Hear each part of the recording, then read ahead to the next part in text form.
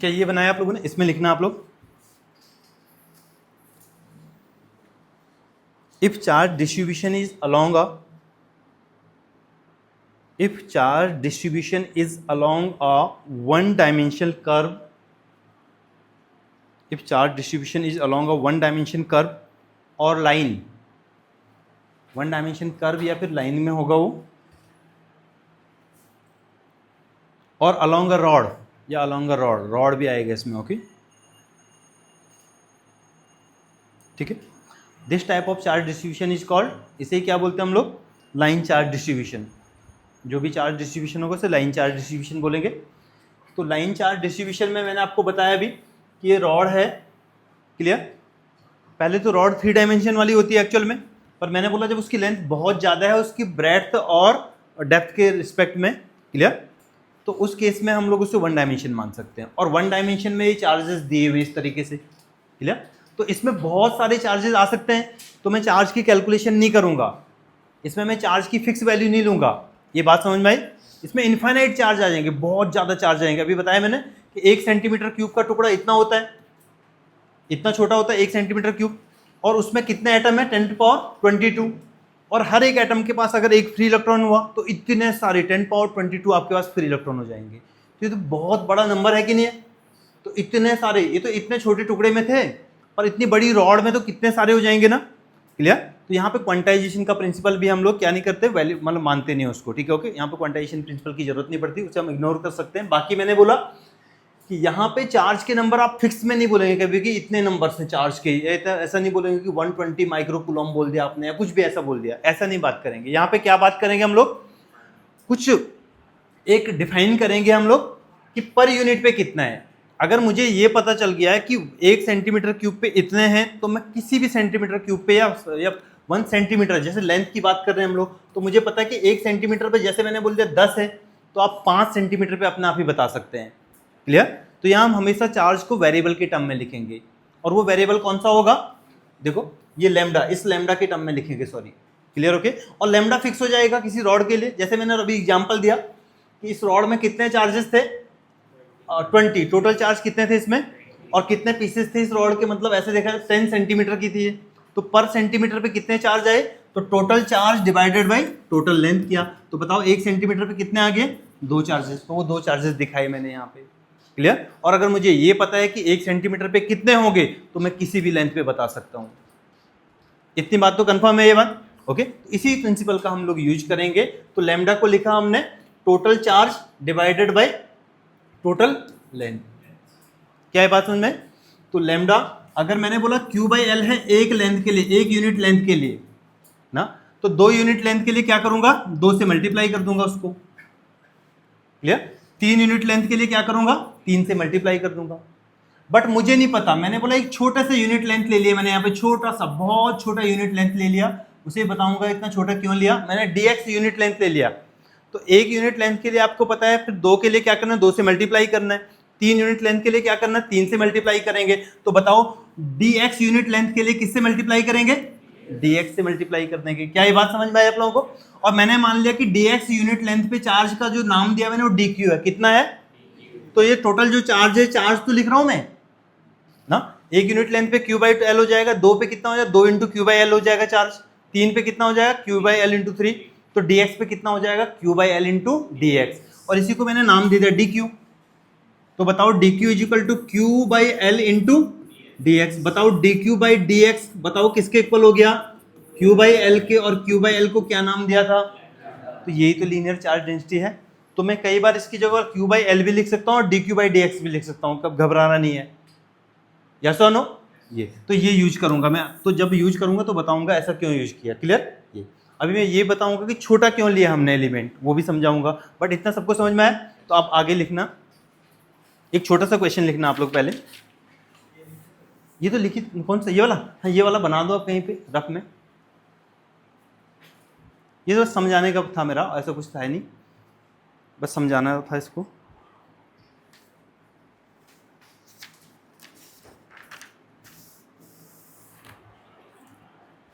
तो एक छोटा सा क्वेश्चन लिखेंगे आप लोग इसके बाद।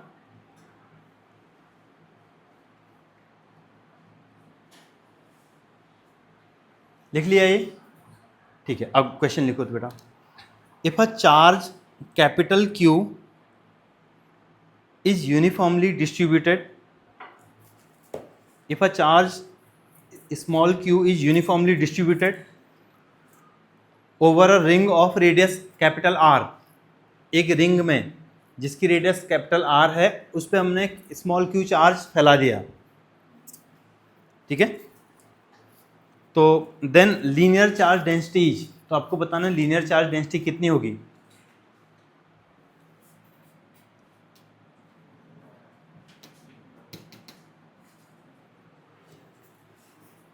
तो कर रहे आप लोग या समझाऊं मैं क्वेश्चन को? पहले ये रिंग बनी हुई है, ये तो इस रिंग में इसने बोला कुछ चार्ज दे दिया इसने, ठीक है। इस रिंग पे इसने कुछ चार्जेस दे दिए, ध्यान से देखना, ये रिंग है, इस रिंग पे कुछ चार्जेस दे दिए इसने इस तरीके से, ये इस तरीके से कुछ चार्जेस दे दिए और उस चार्जेस का टोटल नंबर दे दिया उसने Q, उसे टोटल चार्ज जो बोला उसे Q बोला और इसकी जो रेडियस है वो R है। तो आपको बताना है कि जो लाइन चार्ज डेंसिटी होगी वो कितनी आएगी यहाँ पे। तो बनाया किसी ने, आंसर अपने पास ही रखा, कोई आंसर नहीं बताएगा, अपने पास ही, जिसका बन गया बस बताना कि मेरा बन गया। और लोग बनाओ बनाओ, शाबाश बनाओ बेटा, बना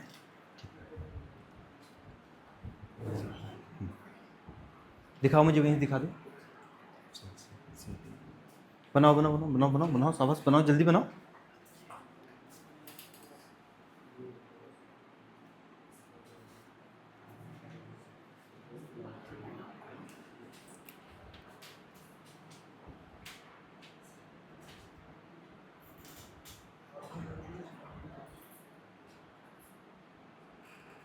सबसे बनेगा यार, दिमाग लगाओ जरा, प्रेजेंट शो क्लास में सबसे बनेगा आंसर, अभी बनाएंगे सभी लोग, देखो बनेगा सबसे।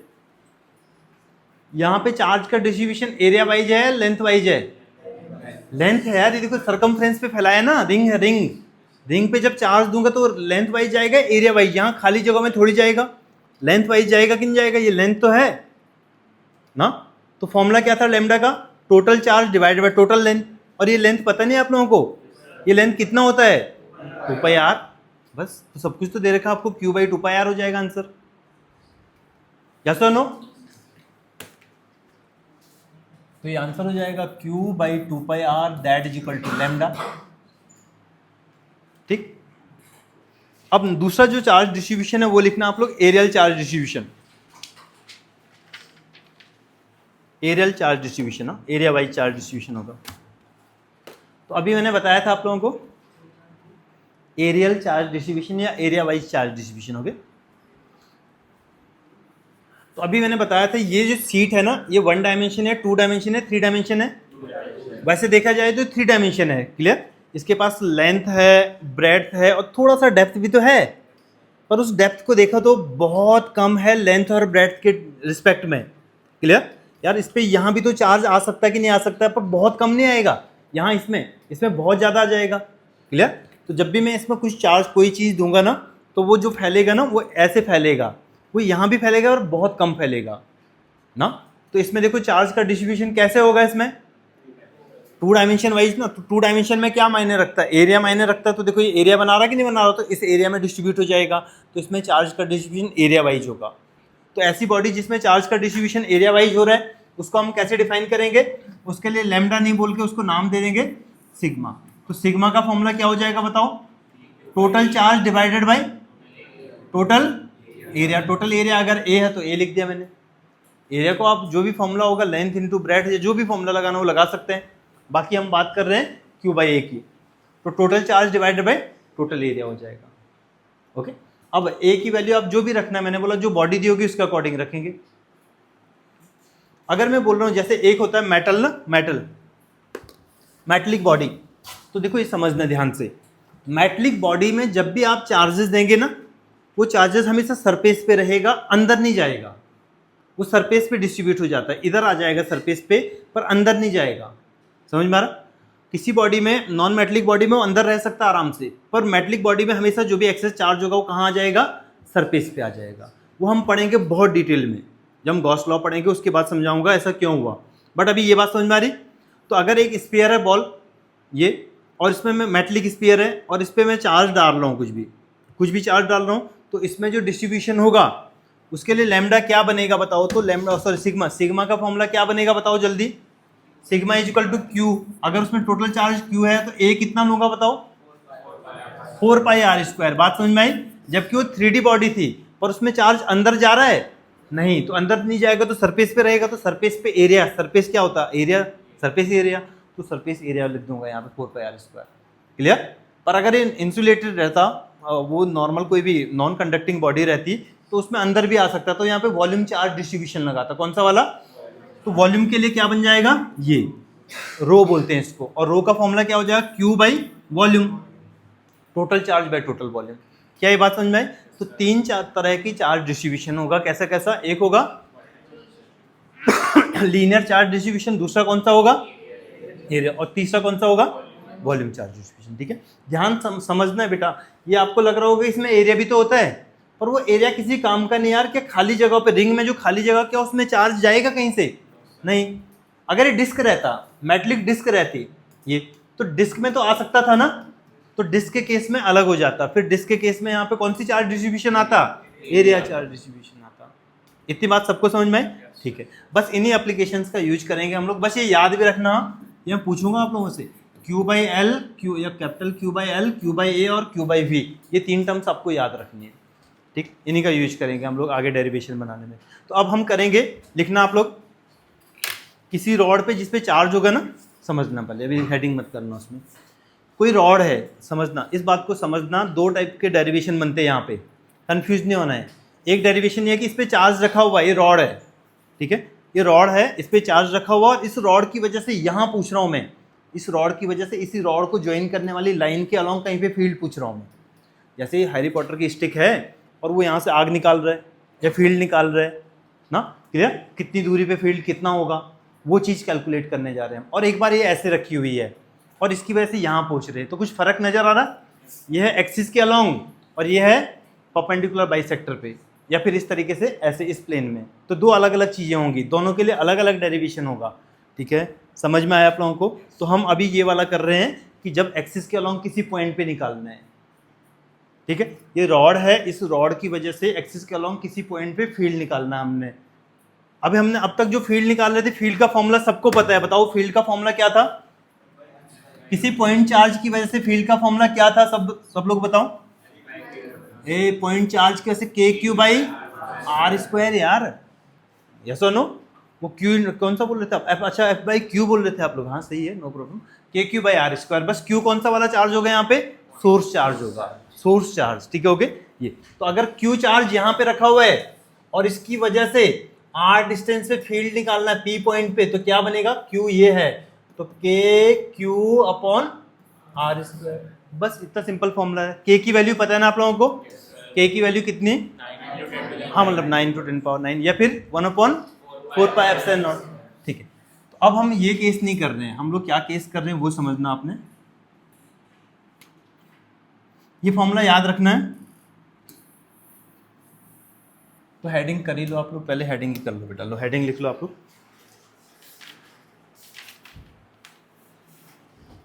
या क्वेश्चन फॉर्म में लिखना चाहते हो तो क्वेश्चन फॉर्म में भी लिख लेना, ऐसे क्वेश्चन पूछा जाता है, आपको ज़्यादा इजी रहेगा तो लिखना question, obtain the formula for electric field, obtain the formula for electric field due to a long thin wire, due to a long thin wire, thin wire से समझ में आ रहा है क्या मतलब है, थिन वायर का मतलब है कि पतली वायर है तो उसमें चार्ज, लीनियर चार्ज डिस्ट्रीब्यूशन लगेगा, ओके। ये तो thin wire of uniform linear charge density, uniform linear charge density lambda, ठीक है, लैम्डा, और आगे लिखना विदाउट यूजिंग गॉस लॉ, क्योंकि ये डेरिवेशन गॉस लॉ से भी होगा, पर अगर लिखे आ रहा है कि विदाउट यूजिंग गॉस लॉ तो ये वाला करना है, ठीक है, okay, without using Gauss law at a distance A, at a distance a from it, at a distance a from it on its axis,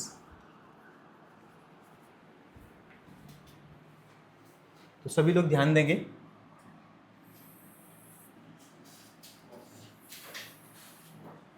तो मैंने इस तरीके से एक रॉड ली जिसमें कोई चार्ज इस तरीके से फैला हुआ है। अब मैं यहाँ पे इसी लाइन को ज्वाइन करने वाली लाइन के अलॉन्ग यहाँ पे कहीं पे बोल रहा हूँ ए डिस्टेंस पे, इससे कितना दूर है, ए डिस्टेंस दूर है, और यहाँ इस पी पॉइंट पे निकालना मुझे इलेक्ट्रिक फील्ड। ठीक है, हो गए। ठीक, और आपको ये चीज ध्यान रखना कि ये जो फॉर्मूला पढ़ा था ना मैंने इलेक्ट्रिक फील्ड का, के क्यू अपॉन आर स्क्वायर, ये फॉर्मूला पॉइंट चार्जेस के लिए वैलिड है ओनली ओनली। क्या ये पॉइंट चार्जेस है? नहीं, तो यहाँ पे नहीं लगेगा, इस तरीके से डायरेक्ट नहीं लगाऊंगा मैं इसको, ऐसा समझ में आया। तो सबसे पहले क्या करेंगे हम लोग, मैंने इस रॉड की वजह से यहाँ इस पॉइंट पे निकालने की कोशिश कर रहा हूँ मैं। ठीक है, तो सबसे पहले हमें क्या पता होना चाहिए, टोटल चार्ज।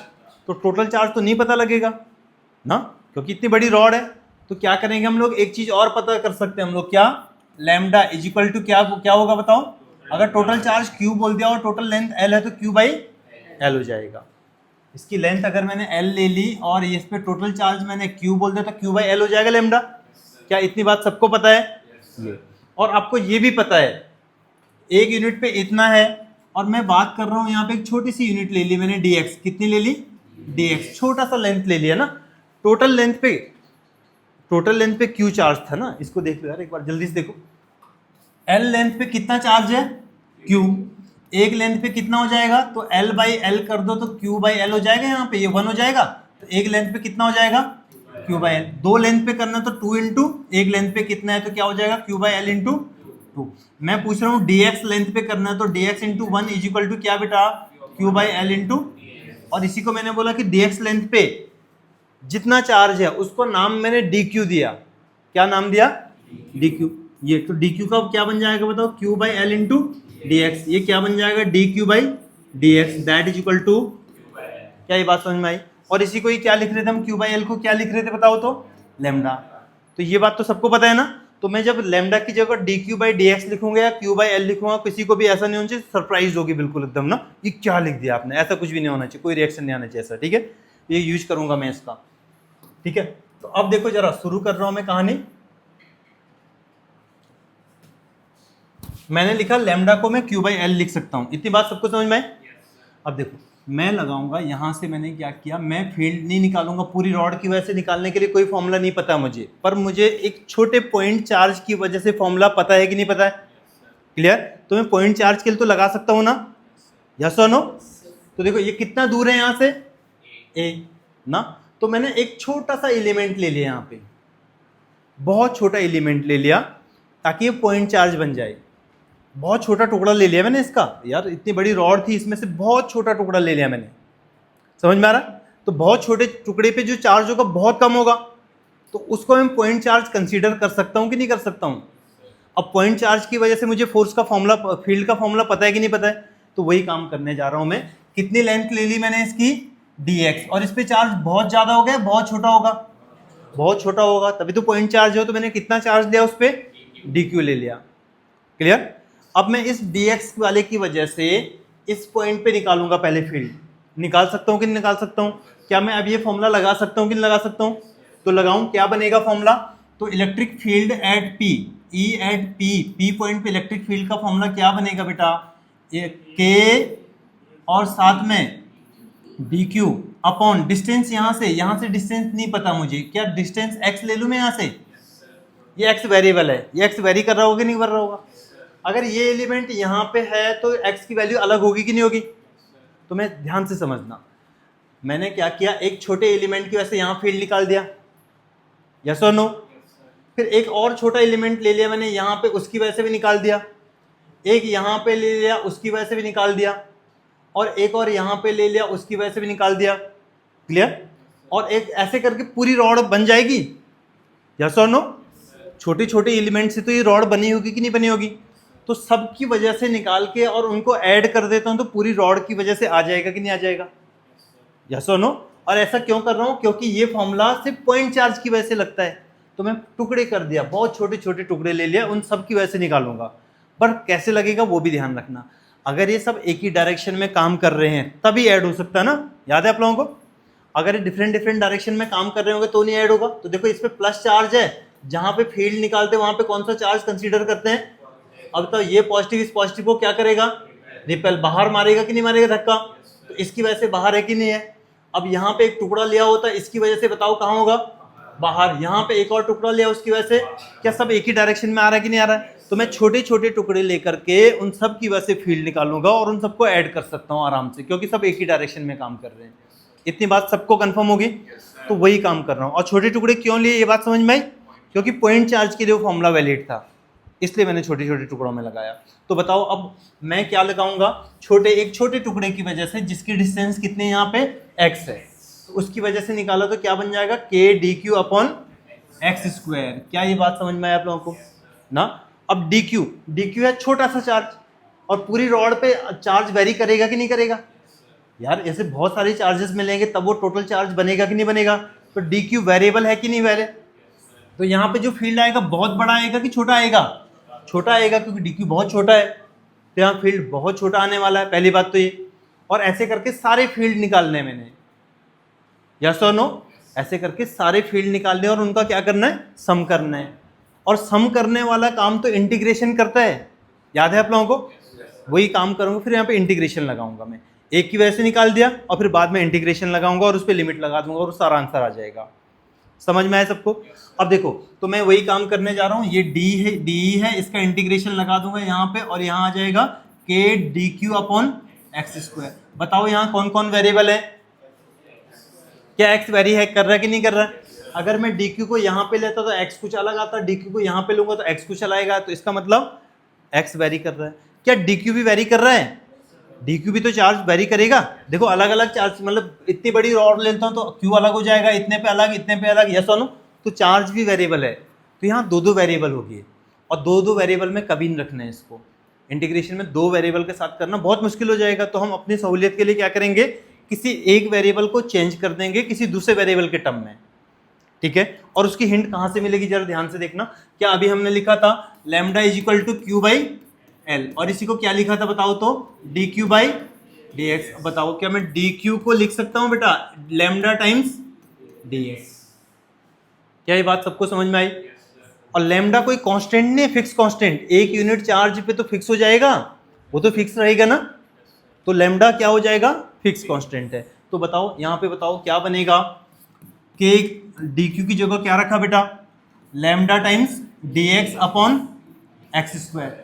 बताओ के कांस्टेंट है कि नहीं है, लैम्डा कांस्टेंट है कि नहीं है, डी एक्स और एक्स एक ही वेरिएबल के टर्म में आया कि नहीं आया, एक्स स्क्वायर और एक्स दिख रहा है आप लोगों को, तो एक ही वेरिएबल में आ गया। ओके, अब लिमिट देखना, लिमिट कैसे लगाएंगे। तो क्या चीज वेरी कर रहा है इसमें, एक्स। तो एक्स कहाँ से कहाँ वेरी करेगा, तो एक्स ये डिस्टेंस थी, तो जब मैंने यहाँ पे रखा तो एक्स ये पूरी है। पर जब मैं यहाँ पे रखूंगा इसको एलिमेंट को, तो एलिमेंट को जब यहाँ पे रखा तो एक्स की वैल्यू कितनी हो जाएगी बताओ, जल्दी बताओ। ये यहाँ से यहाँ तक की डिस्टेंस ए, अरे यार ए नहीं हो जाएगी, सीधे सीधे यहाँ से पूछ रहा हूँ, इस एलिमेंट से ये डिस्टेंस कितनी हो जाएगी ए। तो इसकी इनिशियल लिमिट ये है, यहाँ तो रख सकता हूँ मैं एलिमेंट को। क्या एलिमेंट यहाँ जा सकता है, लकड़ी वहीं तक है यार, यहाँ तक लकड़ी खत्म हो जा रही है, यहाँ लकड़ी है ही नहीं, तो यहाँ थोड़ी जा सकता है वो। दूसरी बात बताओ, इसकी फाइनल लिमिट कहाँ आ सकती है, यहाँ आ सकती कि नहीं आ सकती, ये एल है, एल प्लस ए। यहाँ से डिस्टेंस कितनी हो जाएगी, यहाँ से डिस्टेंस कितनी थी, यहाँ से डिस्टेंस ए थी ना। अरे यार उस पॉइंट चार्ज से, उस एलिमेंट से डिस्टेंस बतानी है, तो मैं एलिमेंट कहाँ से कहाँ वेरी करा सकता हूँ। तो एलिमेंट एक बार यहाँ रखूंगा मैं, और एक बार कहाँ रख सकता हूँ एलिमेंट, लास्ट लिमिट के लिए ये। तो सारे एलिमेंट कवर नहीं हो जाएंगे इनके बीच में, हो जाएंगे कि नहीं हो जाएंगे। तो यहाँ से डिस्टेंस कितनी है, और यहाँ लास्ट वाले से डिस्टेंस कितनी है, एल प्लस ए है कि नहीं है। तो सॉल्व करें इसको, कहाँ से कहाँ जाएगी लिमिट बताओ, तो ए से एल प्लस ए। क्लियर। तो डी ई का इंटीग्रेशन सबको पता है कि नहीं पता है, डी ई का ई हो जाता है ना, जैसे डी एक्स का एक्स हो जाता है। उसमें नहीं पढ़ रहा हूँ मैं, आप लोगों को ये आता है कि नहीं आता है, नहीं आता है, फिर संडे को क्लास होगी इसकी, ठीक है, एक्स्ट्रा क्लास लूंगा। तो ये नहीं बता रहा हूँ मैं, डी ई का कितना हो जाता है बताओ, ई। अब बताओ क्या चीज बाहर आ जाएगा, कांस्टेंट वैसे भी ऑपरेटर से बाहर आ जाएंगे, ठीक है। ओके, तो वो बाहर आ गए, तो अंदर क्या बचा बताओ, D x upon x square, और साथ में क्या बेटा, एल प्लस ए। क्लियर। ओके, यदि ऑपरेटर, अच्छा यहाँ नीचे मैंने बोला नहीं ऑपरेटर है, मशीन याद है आप लोगों को, ये मशीन है, गेहूं पीसने की मशीन है। तो इसमें आपने जो पत्थर और कंकड़ जो भी डाल दिया, लोहे के टुकड़े डाल दिए, उनको थोड़ी पीसेगा, तो बाहर निकालने पड़ेंगे पहले। तो वही इंटीग्रेशन कांस्टेंट, इंटीग्रेशन मैंने बताया भी था आप लोगों को, याद है। वो वेरिएबल की मैथमेटिक्स है, वेरिएबल्स पे लगता है वो ना। ओके, तो जो मल्टीप्लाई में कांस्टेंट टर्म है उनको बाहर निकाल देते हैं हम लोग, तो बाहर आ गए, तो इस पे लगेगा ये, देखो ये क्लियर। और इंटीग्रेशन ये पूरा टर्म होता है ये, ना कि सिर्फ ये हाथ, ये नहीं, सिंपल ये नहीं, ये इसके साथ में ये होता है इंटीग्रेशन ऑपरेटर ना। तो बताओ इस ऑपरेटर के अंदर अभी क्या पड़ा हुआ, 1/x²। क्लियर। क्या आपको ये पता कि x की पावर n dx का इंटीग्रेशन क्या होता है, जल्दी बताओ। x की पावर n+1/, क्या ये बात सबको समझ में आई? अब इसको बताओ तो इसको सॉल्व करने पे क्या मिलेगा, क्या मैं इसको लिख सकता हूँ a से l+a और x की पावर -2 dx। अभी कुछ नहीं किया मैंने, हाँ बस x की पावर 2 को ऊपर लेके गया, x की पावर -2 हो जाएगा। अब बताओ इस फॉर्मूले में बताओ क्या लगेगा, x की पावर -2 को जब सॉल्व करूंगा -2 प्लस और -2 प्लस, ये बात सबको समझ में आती है, यस और नो? अब बताओ इसको सिंप्लीफाई करो, क्या बनेगा, x की पावर -1/, क्लियर। ओके, अब इसको क्या लिख सकता हूँ जरा ढंग से बताओ, 1/x लिख सकता हूँ माइनस का, यार ये माइनस यहाँ लगा दिया मैंने और x की पावर -1 को 1/x लिख दिया। अब इसमें देखो क्या बन जाएगा, ये e की जो वैल्यू मिल जाएगी मुझे, बताओ इसको सॉल्व करने पे क्या मिला, 1/x मिल गया माइनस का, और लिमिट कहाँ से कहाँ तक, ये बात सबको समझ में आ गई, यस और नो? अब मेरे पास स्पेस नहीं है, मैं अगले पेज पे जाऊं, चलो यहीं पे कुछ करने की कोशिश करते हैं। माइनस साइन को बाहर निकाल रहा हूं मैं, तो माइनस साइन को अगर मैं बाहर निकाला तो क्या बन जाएगा बेटा, माइनस का, और आपको लिमिट पुट करने आती कि नहीं आती, एक बार अपर लिमिट पुट करेंगे l+a, माइनस करेंगे उसमें से लोअर लिमिट, क्या क्या क्लियर है? कुछ मिसिंग है यहाँ पे, क्या मिसिंग है, k इंटू लेमडा, वो चलता रहेगा, ठीक है ओके, वो k इंटू लेमडा चलता रहेगा। ओके, अब नेक्स्ट कर रहा हूं मैं, ये याद रखना कितना आया था बताओ तो, k इंटू लेमडा और 1/, क्या बेटा, l+a माइनस, और ये यहाँ माइनस साइन भी था तो ये e आया था, इसको सिंप्लीफाई कर सकते हैं आप लोग एलसीएम लेकर के, जल्दी बताओ, l+a इंटू a, ये जाएगा a इधर, माइनस हो जाएगा l - a, ये बात सबको समझ में आई, l+a इधर जाएगा, माइनस साइन है वो लग जाएगा, बताओ क्या कौन से टर्म कट गए, a से a कैंसिल हो गया तो माइनस अंदर गया तो l+ हो जाएगा, ये k times lambda times l times l+a into lambda को क्या लिखता हूँ, q/l लिख सकता हूँ अगर q के टर्म में लिखना है तो देखो इसको लिख दिया मैंने q/l, और यहाँ बच गया l+a इंटू a और साथ में l से l कैंसिल हो जाएगा, तो ये फाइनल आउटकम है इलेक्ट्रिक फील्ड का, इस तरीके से ये फॉर्मूला से आएगा। समझ में आया सबको? अब ये सब सारी टर्म्स लॉजिकल थी कि नहीं थी, क्यों ऐसा किया, क्यों बनाया ऐसा, पॉइंट चार्ज क्यों ले रहे, सारे लॉजिकल थे, क्यों कन्वर्ट किया वो भी सब लॉजिकल था, तो इतना लॉजिकल है वो फॉर्मूला, ठीक है। याद नहीं करना, रट्टा नहीं मारना, सब सॉल्व करना है, ये बन गया कि नहीं बन गया।